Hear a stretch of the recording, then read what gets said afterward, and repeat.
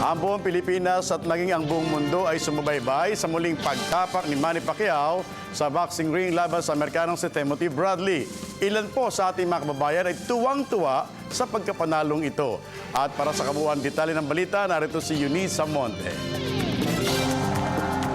Nagbunyi ang sa pagkapanalo ng 8th Division World Champion at Sarangani Representative Manny Pacquiao kay Timothy Bradley. Kanina sa kanilang muling paghaharap sa MGM Grand sa Las Vegas ay kitang-kita ang determinasyon ni Pacman na maipanalo ang laban para sa kanyang mga kababayan at para na rin mabawi ng muli ang WBO welterweight belt na umabot ng 12 rounds. Ang buong mundo ay nakatutok sa muli niyang pagtapak sa ring. Nagkaroon nga ng free viewing sa iba't ibang bahagi ng bansa. Nakatutok rin ang mga naka-off-duty na PNP at AFP sa kanilang mga gym para sa free live viewing.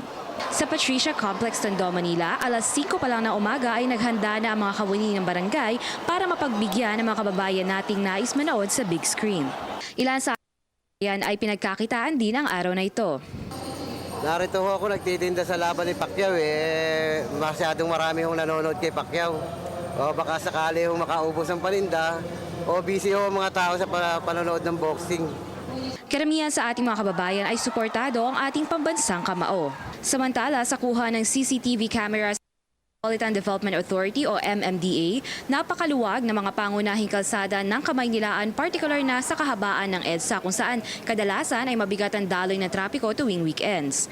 Mayroon lamang isang naitala na minor self-accident ng isang motor sa kasagsagan ng laban ni Pacman. Subalit kung ikukumpara sa laban ni Mayweather, wala daw talagang sasakyan noon. Nagtrending din worldwide sa Twitter ang laban ni Pacman gamit ang hashtag na #PacBradley. Ang ilan sa ating mga netizens ay nagpahayag ng pagsuporta, subalit mayroon din namang iilan na inugnay ito sa kanyang pagtakbo sa politika. Iba't iba man ang reaksyon ng ating mga kababayan, isa lamang ang siguradong maipagmamalaki natin. Ang Pilipino ay wagi na naman sa larangan ng sports na Para sa Telebisyon ng Bayan, ako si Eunice Monte.